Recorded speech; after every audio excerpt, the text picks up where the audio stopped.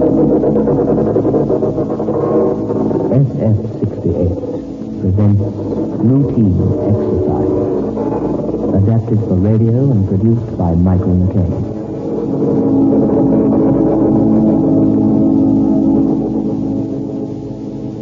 Routine Exercise.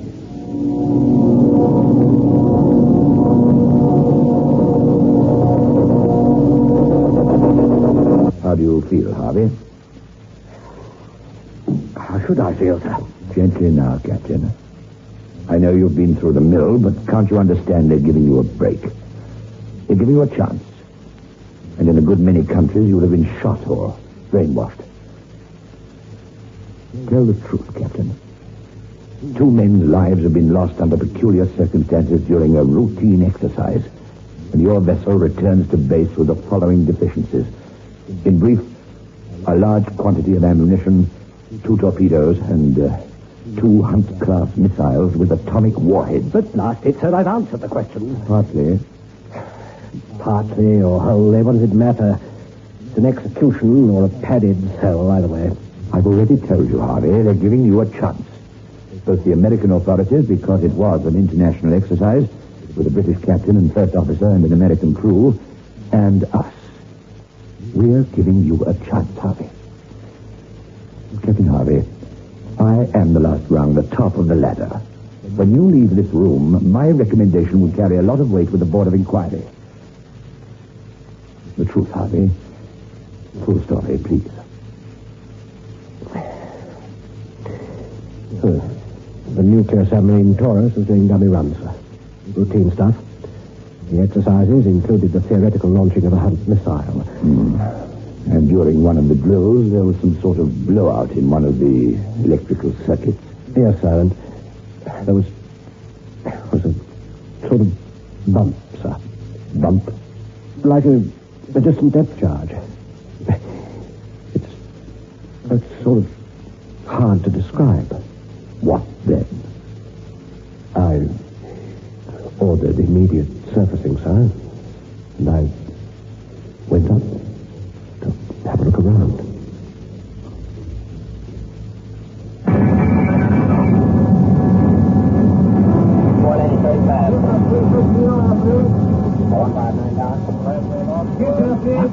What's happened, sir? It stinks. You smell it, sir, like a compost heap or rotting vegetables. Don't make a song and dance about it, Mendel. We're being watched by our American friends, remember? Landmass 18 miles ahead. How can that be? It's supposed to be 120 feet. The compasses are spinning round like pinwheels, sir. What? Oh, I saw something. Fly across the moon, sir. Did you? Nothing, Mendel. Probably a flying saucer, that's all. Sir, it's not supposed to be a full moon. Hello, Bridge. Captain speaking. Flight here, sir. We're being blitzed. Something like a radar beam is bouncing off our hull every 17 seconds and closing. Closing? Getting more frequent, sir, as if they're shortening their arc, trying to center on us. Very good, Charles. Keep me posted. Get me the entire ship. Okay, sir. Go ahead. The captain speaking. Attention all hands. This is a genuine alert. Repeat, genuine. The circumstances have arisen which may make it necessary for us to take offensive or defensive action at a moment's notice. Under the peculiar circumstances apparent to all, I have no alternative but to place this vessel at full alert. Action stations, load all torpedo tubes, stand by. That is all.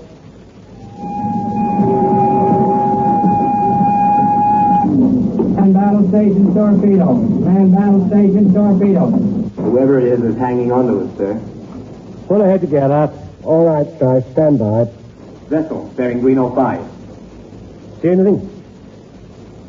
And outline, sir. No navigation lights. Signals, challenge. Guns are ready, sir. Lights, That's right, blast it. Sir, I mean nothing.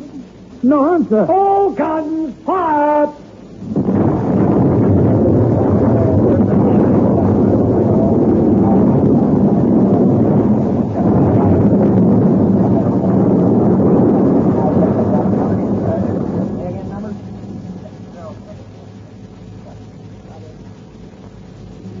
What the devil was it, sir?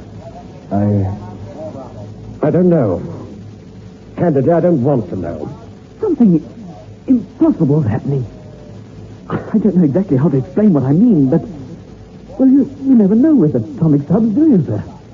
The blown circuit and that queer bump. That thing I saw fly across the moon, sir. And I did see it, sir. And it wasn't a flying saucer. Looked like a pterodactyl. A flying lizard sort of thing. Does anything fit, sir? If you're playing around with time shift theories, Mendel, stop it. It doesn't work. Oh. Yes, Wallace? The forward lookout, sir. He's gone. I went to take him some cocoa, sir. The deck was all wet and slippery. All I found left were these. His night glasses, sir. They've been crushed. Like something that weighed 100 tons hit him.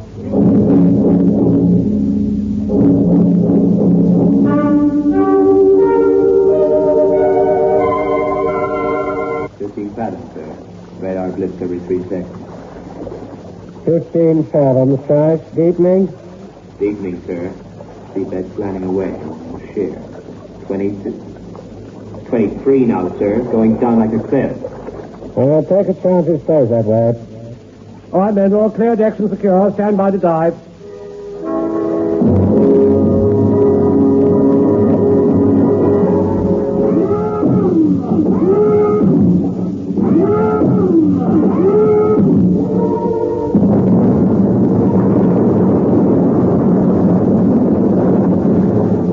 Someone's trying to hit us, sir. Dive!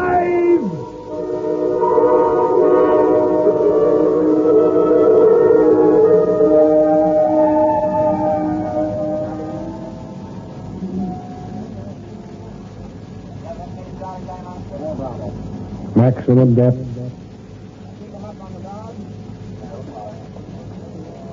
Cut engines.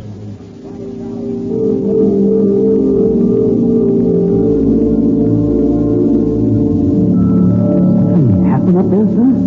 We were fired on. They straddled us with the first salvo.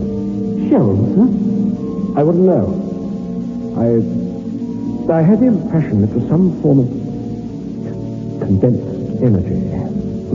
Maybe I just dreamed that part. There's something above us. 3 somethings. And they're hunting us. Traveling in line abreast.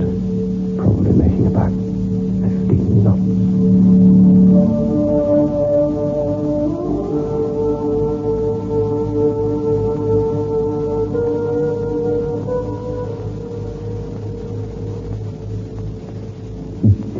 Care to buy a fine tooth comb, sir? Oh, no, thanks. Our friends up there are giving them away gratis.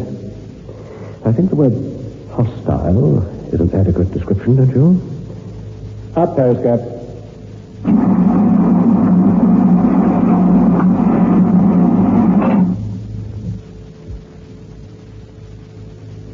Visibility poor.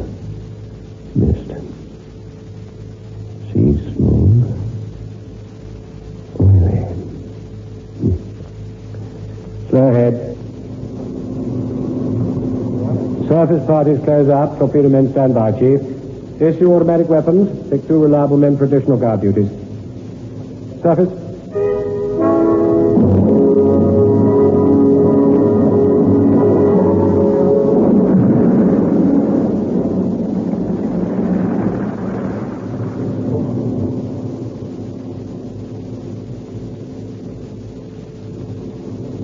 Like the inside of a pressure cooker. Still stinks, doesn't it, sir? Yes, only worse. Attention all surface parties. All guards, watch the surface of the water. If anything comes up, or if there's any visible disturbance below the surface, don't wait. Open fire immediately. Depth 580, sir. Good job. Radiant seemed of world. You see that, Aircraft at 1 o'clock, Captain. 75,000 feet up, descending in spirals, making about 1,200 knots. Clear decks, diving stations, dive, dive!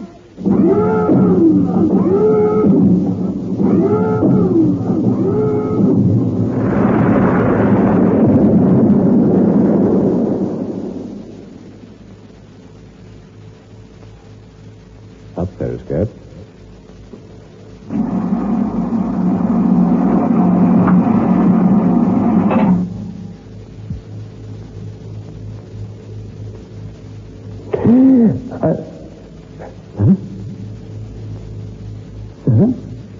What is it?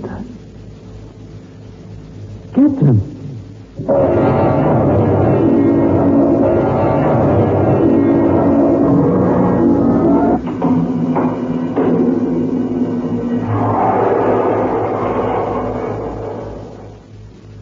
Now, ladies, we're speaking about biotechs in a series of programs, and Mrs. E.B. Granger of Gordon Road, Heathfield in the Cape wrote to say that she decided to try our biotechs just to see if it lived up to our claims. And she said, I bought a packet, and lo and behold, it actually did just what the advert said. I'm so proud of the children's white shirts, the hankies, and the underwear that I want to say it will be biotechs for me every washing day from now on. Some of my family's accessories were left with slight stains, but now, thanks to biotech soaking, they come out white, and the stains do go away, as you say. Now, that is the statement from Mrs. Granger of Heathfield of the Cape, and it bears out what we have been saying to you, ladies, ever since biotechs first came on the market. We said to you, it is different to any washing product that you've ever used before. We claim that the stubborn stains will vanish, and people like Mrs. Granger bear out our claims. Remember, biotechs.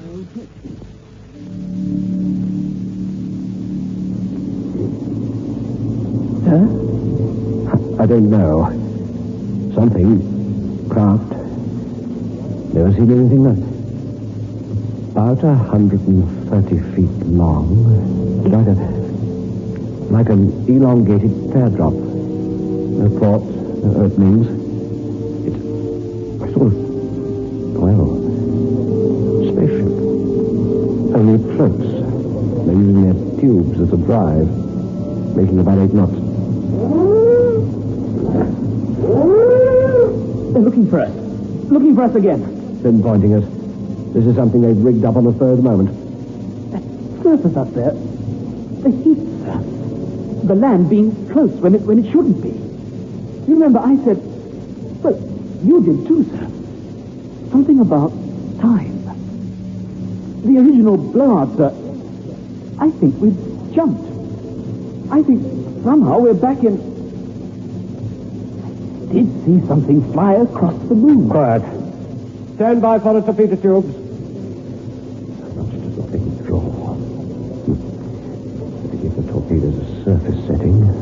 Coming across our bow, sir. Dead straight line at green O. Fire 1.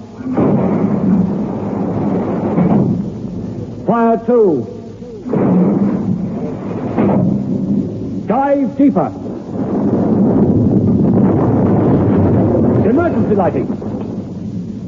We hit whatever it was, sir. Twice. Don't think there'll be much to salvage, do you? No.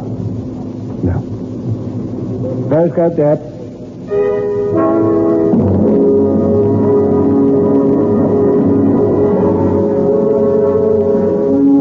Up periscope.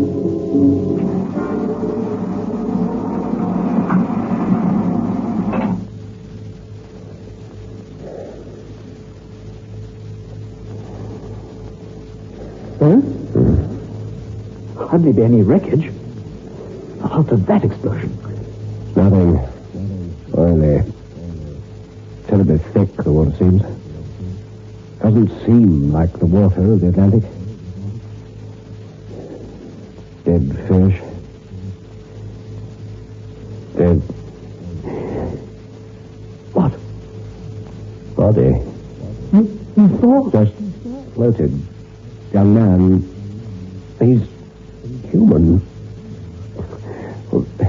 Tom, I expected anything that came up, or whatever's been after us, not to be human. Pull the head together. Going to stick to periscope depth, sir? I prefer to know what's happening.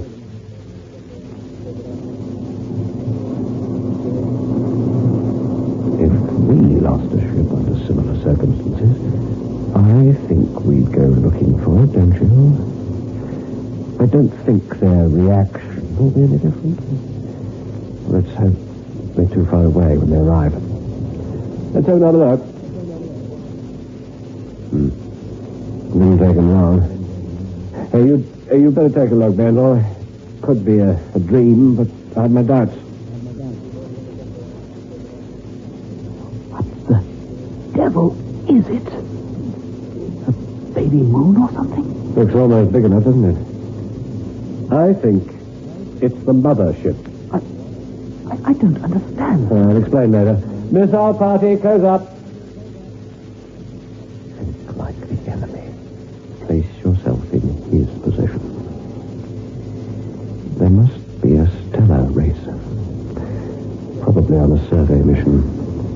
Probably checking on likely planets for future colonization or something. When their instruments detected us with an obvious technology, their commander must have done a double take. Mendel is right. Somehow, we are in waters that are not the Atlantic of the 1960s. Something's happened to time. We've gone back. The heat, the smell, the land mass where it shouldn't be, adds up to one thing, that we're in another time. Somehow. I don't know how. And this spaceship cannot understand why a technology is functioning in a prehistoric world. The mothership can't expect us to have anything that can strike from out of the water into the air. That's what the enemy must think. He's got to think that. Missile party, stand by to launch. Don't expect to win, making a gesture that's all a gesture of self-preservation. Better than running away. Where could we run to? My safe port. Someone might build several million years in the future. Missile party at the ready, sir. Countdown. I think they're more than 5,000 feet above us.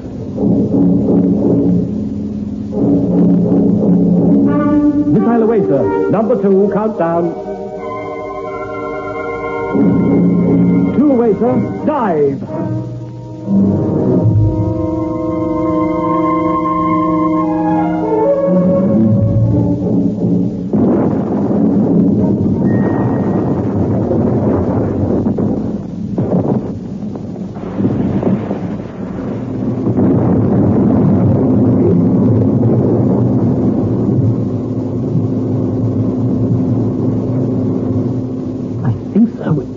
We got her.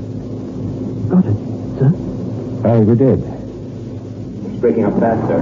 Tracking. Why is she breaking up so quickly? Our hull is built to keep pressure out. The spaceship, I suppose, would be built to keep pressure in. Our bulkheads and doors, therefore, are failing when water under enormous pressure starts rushing in. A lot of our machinery is still functioning.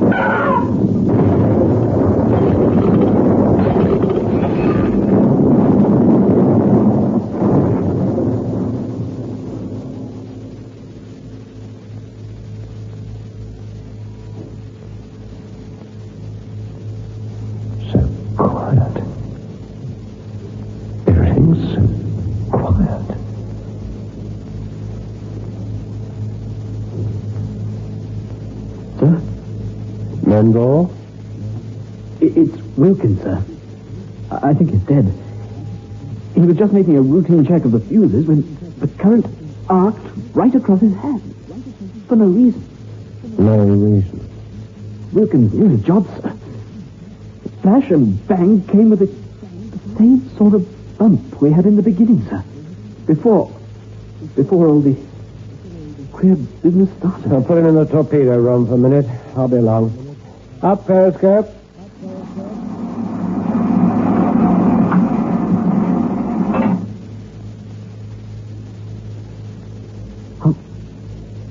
How is it, sir? How does it look? Just as it should look, Mendel. The North Atlantic. Gray. Windy. Cold.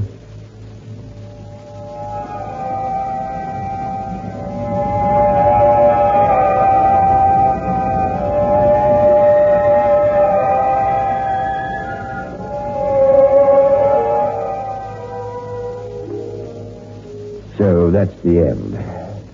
Yes, we imagined it might be something like that. You believe me, sir? You're not humoring me. On the contrary, certain crustacea adhering to the hull of the Taurus no longer exist today, save as fossils. Now, I know you're not a scientist, Harvey, but have you formed any theory for yourself as to why this time shift took place? Well, sir, I don't think it was anything to do with Taurus. I think it was something they were doing. Go on. I think for a vessel to travel between the stars, it would have to overcome time as well as space. I think they'd have to bend time in relation to space. Otherwise, an interstellar journey would be everlasting. Possibly. Conditions were just right. I think they were checking their power units. And somehow, they tuned into us. We, in the present, on a routine exercise. They, in the past. Our past. This world's past. The time was... Conditions were just right for us, too. The right power coming from our reactor. Unwittingly, they created a time warp, and we were snatched into it. And then, when the seawater reached those mechanisms, a short was created, and the process reversed itself. Yes. They, a far-developed civilization, were surveying a prehistoric planet, our planet, Earth, millions of years ago. And we, in the present, highly developed, were snatched back to the past. Our own planet's past. Heavens, sir. Think how developed their world must be now. Captain Harvey, it's only fair to tell you that you've come out of this rather well. For purposes of secrecy, your crew were interrogated under drugs, and all of them praised your bearing. Obviously, we can't give you a medal, but shall we say that promotion from now on will probably be quite rapid? Thank you, sir. Thank you very much, sir. Something still worrying you? A highly advanced race could sink to barbarism, multiply, and in the course of a few million years, climb up again, couldn't it? Yes. Yes, I suppose it could. But I fail to see quite what you're driving at. It was a devil of a size, that thing we shot down, sir. There should have been at least 4,000 or 5,000 souls saved from it. They'd probably have made land somehow. Well, I'm afraid I still don't... I shot down the mothership, cut them off from their world forever. They were just like us. I saw a body floating in the water. Just like us. I can't help wondering if we, the people of Earth, are the descendants of the survivors.